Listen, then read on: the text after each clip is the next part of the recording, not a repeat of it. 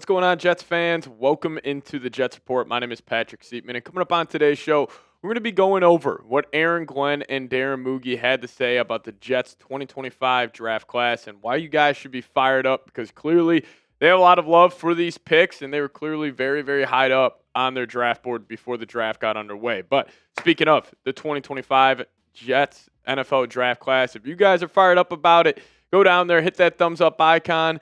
I'm very fired up. Membou, Mason Taylor, the whole crew. I can't wait to watch them play out there every single Sunday. So if you guys are fired up as well, go down there and hit that thumbs up icon.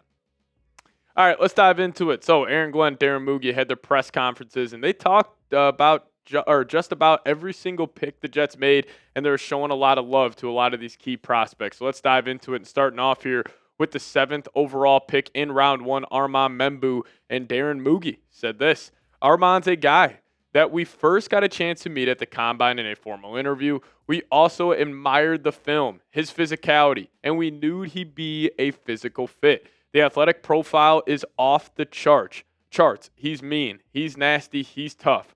What we're trying to do on offense, he's really fits what we're trying to do. So it was a no-brainer. I mean, once the pick was there for us, man, it was like, this is the guy. And, that second part was coming from Aaron Glenn right there. And, it was very, very clear to me, and it should be to all of you Jets fans, that Armand Membou was at the top of their draft board. Like, I think after watching the draft play out, we know the debate. Was it Membou? Was it Warren? Who did the Jets, want to go at that number 7 overall pick? It was clear it was Armand Membou, considering also how fast that pick came in. But I do wonder if Mason Graham was on the board with Membou, who the Jets would have decided to take. I would still probably lean Membou, but they did a lot of work on Mason Graham. Honestly, I wish just for, just the analysis we would get from it, I wish we had the chance to, see what the Jets would have done if it was Mason Graham or Membou on the board.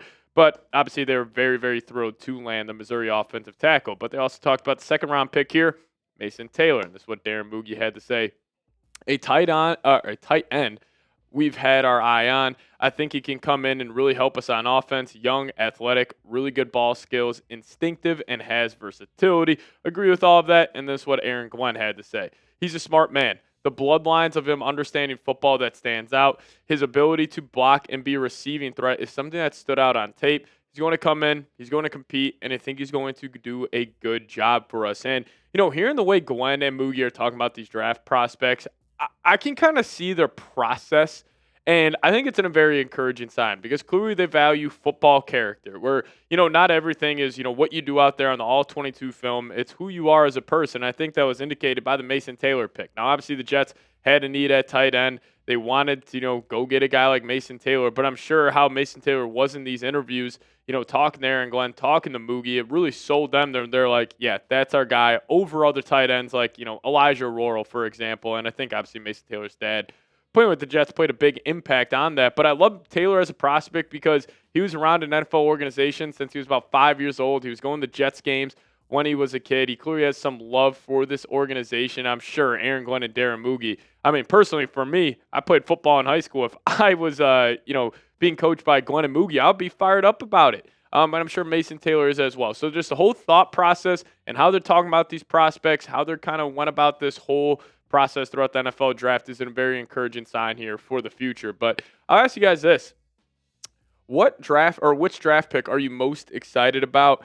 I know this is kind of chalk here, but I would probably go Armand Membou just to see if he is as dominant as his tape showed in college. Can he have that translate to the next level? That's my answer to this question, but you guys let me know. Which draft pick are you most excited about for next season? All right, let's keep on going on here. They talked about Azareye'h Thomas, third-round pick out of Florida State, the cornerback, which, this guy was definitely the biggest, I'll probably say, or maybe the second biggest boomer bust pick that the Jets made, but he's got tremendous upside. They got great value on him. This is what Mougey had to say. Another long, athletic, talented press corner. Plays physical, young, still development there. He'll come in, add good depth at a premium position. And this is what Aaron Glenn had to say. Football is football, and he plays the brand we want to play.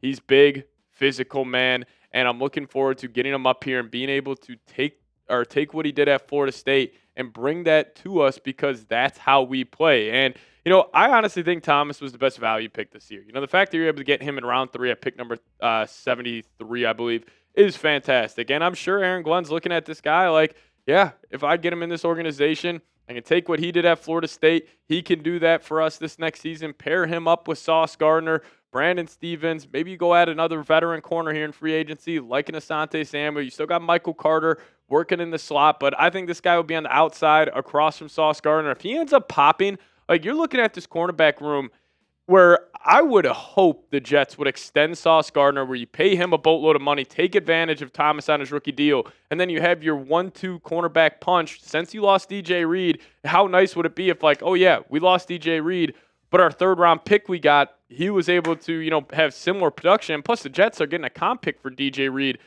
with him heading to the Lions, so it's necessarily just a trade for the New York Jets. So I love this pickup. Hopefully, he ends up playing well, but again, hearing the way Aaron Glenn's talking about him, I got a whole lot of faith that, he will be able to, produce next year, year 1 for the New York Jets. But also, probably the biggest shocker pick from New York, at least the guy that they reached on the most, was Arian Smith, speedster out of Georgia, wide receiver. And this is what Mougey had to say. Elite speed. He is an explosive element. When you have a piece like that on an offense, it allows you to do more. Whether you're taking the top off a defense or you're taking shots, whether you're getting him on speed sweeps, quick smokes, just elite speed. And, obviously with the Jets having a lot of guys in that Lions organization, especially on offense here, I could see them using him as like how the Lions used Jamison Williams, where it's like, yeah, is he running the whole route tree? Is he running slants, outs, post? Not necessarily, but those 9 routes, getting the ball in jet sweeps, wide receiver screens, or even like running the deep post to take the safety off the top.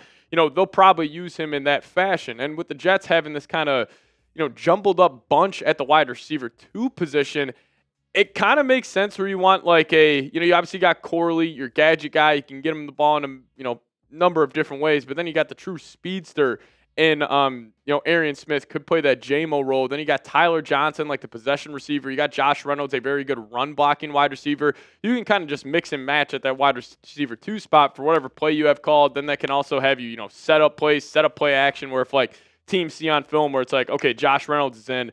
All right, well, the Jets run 85% of the time when Reynolds is the wide receiver 2. Okay, then the Jets can switch them, get to the play action. I just like that they went almost a wide receiver 2 by committee. I honestly think it could play into an advantage for the Jets next season. But I do want to close today's show out talking about what the GOAT, Tom Brady, had to say about the Jets. This kind of went viral a couple of days ago, so just want to share with you guys saying, Brady said this, the Jets issues were more about the Jets, not the Patriots. They had God knows how many problems in their shoes when they've struggled to shake out for a long time. It has hobbled them, set them back, and sent them off course. I'm sure they're trying to build a winning culture like everyone else. You can want to win, but if your priorities and decisions are off, it will be represented in the win and loss column at the end of the year. And kind of my thought on this was, hey, Brady, focus on the Las Vegas Raiders, man. Talking about an organization that's not a winning organization.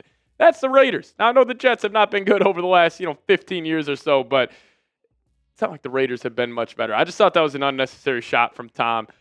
Talking about the New York Jets. Now, yes, obviously the Jets struggling when Brady was in the division was a big Brady was a big reason for that, but also the one team that gave him problems in the division when he was there was the New York Jets. So I thought Brady maybe just a little salty. But hey, focus on the Raiders, Tom, and we'll focus on what we have over here in New York. But if you guys made it to the end of this show, hit me up with a me down below in the comments section. We appreciate all the real ones who watch our entire show. Pretty cool stuff, though. Darren Mougey and Aaron Glenn talking about the draft picks. Clearly, they're fired up, so I am fired up as well. And then also, friendly reminder, hit that subscribe button on your way out. Help us reach 6,000 subs here on the channel. That would be awesome. See you guys next time. As always, go Jets.